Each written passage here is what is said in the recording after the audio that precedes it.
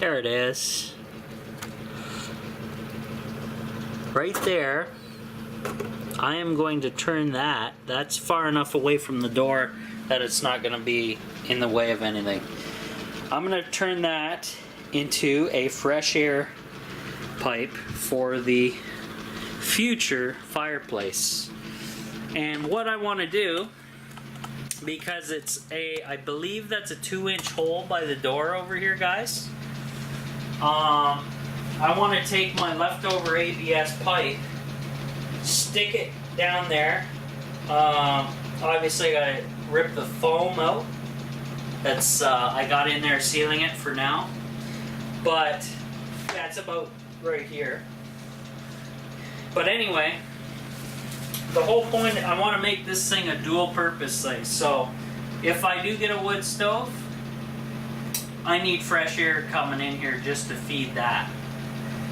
Because if I don't, it'll suffocate the building and myself, and that's no good. So I would put a pipe down here, and it would just be wide open. I put a screen on it, of course, to keep critters out. But the ABS would kind of come up here, and I'd have it going that direction, up to the ceiling and over. And it's going to look nasty that there's a black piece of pipe sticking here, but what I'm going to do is make this thing dual purpose. So not only is it going to feed the fireplace oxygen, I'm going to put little hooks on this pipe so I can hang my coats up right on this pipe, and so it kind of hides the pipe and possibly insulates it at the same time. And I don't know if it'll condensate. It's just cold air, so I don't know. But that pipe will come up and probably all the way to the ceiling with an elbow. And I'm not going to glue this thing. It's just going to be pressed tight fit. And then I'm going to run the fresh air line back there. I'm guessing on this wall somewhere back, probably halfway back in the tiny house. Yeah, probably about halfway back, kind of where this stuff is right here.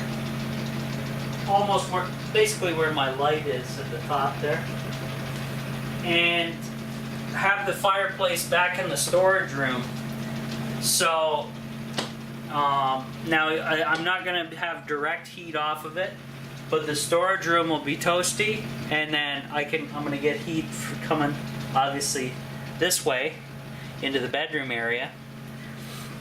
And now these fireplaces, guys, the Cubic Mini Grizzly and the Cubic Mini Regular, are small. They're made for boats and tiny houses and stuff like that. And they burn about 2 to 4 hours max, which is not a lot of time, but they throw a ton of heat.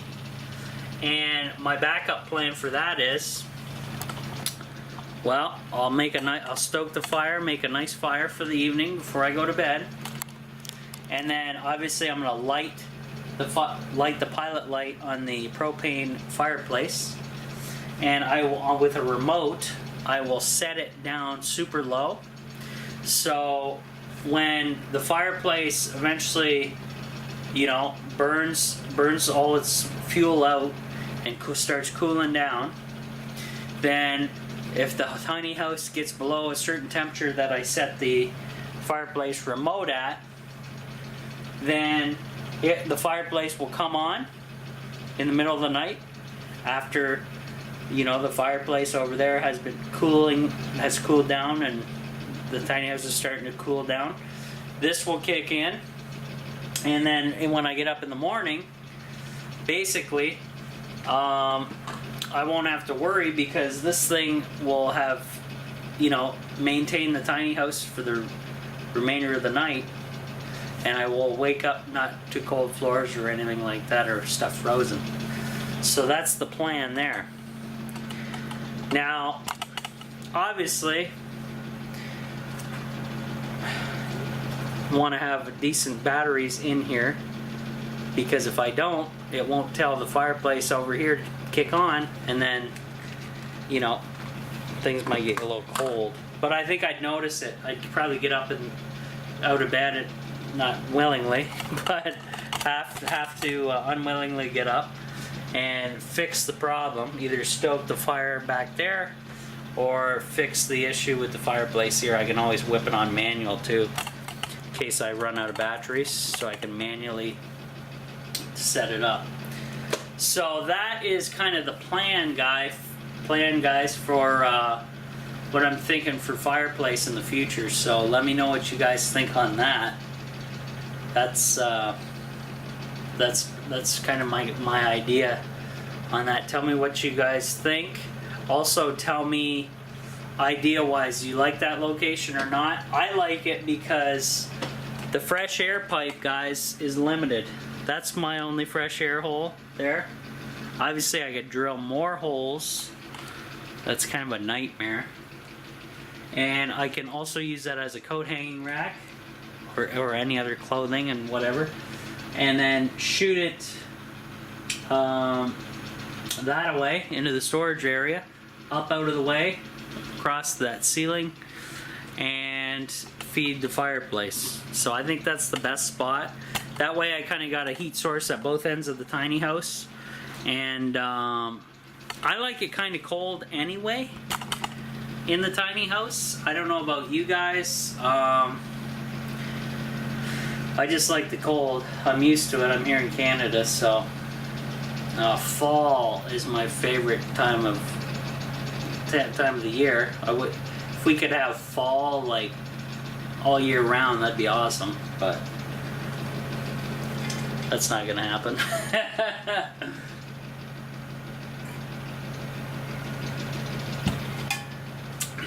Yeah, so things are looking good. Those are my plans for now.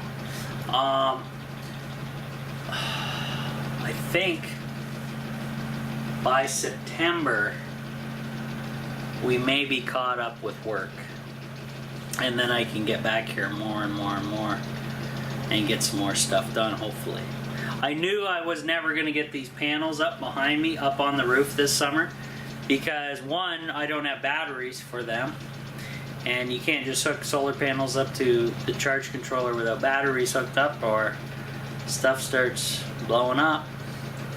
So can't do that. Plus I'm still waiting on the special tape I ordered to seal these guys right to the roof, which is going to be kind of nice. Now this part's going to be tricky because obviously I'll have to put tape, I'll double side the tape, because the controller here, where the fuse is and the wiring, I can't just run a tape across here. I can only do the sections, right? Here and here. And then I'll have to double side it and slap that down there so no air gets underneath there. But the nice thing, what I plan on doing, guys, just to show you up on the roof, I'll just do a little quick demo right now. So, just move this foam out of the way for a second. So, when I put these guys up on the roof, I'm going to put them so all the controllers are going to be facing one another like that. So they're going to be like, the controllers are going to be basically touching one another. Actually, that works out even better. Move this over a little bit. I think the ceiling is too tall for me to demo this. Oh, no, just right. Okay, this works out even better. Other than, there we go, that's a little better. So when this is up on the roof, the front of the tiny house, which is that way, that end will be facing that way. And then these guys will be, the two black boxes basically are going to be facing each other just like this here, how I got it positioned. And that's how I'm going to position all the panels up there. That way the wiring is nice and short, though I'm not going to cut these wires. I'm going to clean it, I'm going to connect them, clean them up, and do all that fun stuff. But that's kind of the position I want to do it.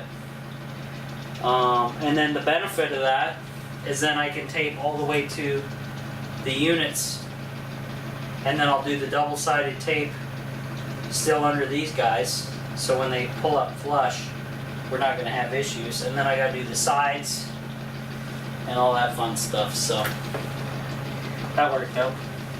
That's going to work okay, guys. Oh yeah, good stuff. Whoops. My poor plants. They're not as big as they used to be, guys. They're kind of, you know, they don't like the new setup too much. But it's helping clean the air in here. They are watered. I know they kind of look nasty, but there's not much soil in there for them to feast on.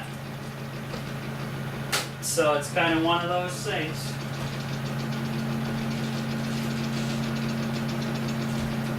So I'm going to call her quits for today, guys, and talk to you guys on the next one. Go home, maybe eat. Don't feel that hungry. It's too friggin' hot. I've been eating, man, I'll tell you what. Everybody wants me to lose weight, so I've been eating very little, and like once or twice a day. I put a can of beans in my pot of, well, my stainless steel pot at home, which came with lids. And so I take a can of beans, dump it in there, put that in the fridge. I like eating beans cold for whatever reason. I think they taste better than warm, and saves me cooking as well. But anyway, I take a couple, 3 heaping tablespoons of those, put them in a smaller bowl, and that's my meal for the day. And then I put the lid on the bowl of beans, put it back in the fridge, and that saves the can of beans for, you can go up to a week safely doing that, no issues. I don't reheat the beans though, so just be careful of that. And then I also do my super peanut butter that I made up. If you haven't seen that video, go check it out. It's called super peanut butter. I'll either have one of those sandwiches or not, or sometimes I just do one piece of bread toasted with some of that on there. And that's about it, guys. Lots of water, but yeah, we're getting there. We're getting there. And then I'm trying to get rid of the farmer's tan. So I finally found some sleeveless shirts. Well, one. And then get rid of Casper here, hopefully. And then we'll be good to go. So I'm gonna head out. Tiny house seems to be holding its own right now, so what can you do? That's it. Oh, it actually dropped down to 99%. So that's about 3 hours. The USB fans run for 3 hours, and we've only dropped it down to 99%. That's pretty awesome. So, and I gotta recharge this guy too, because he was on for a bit.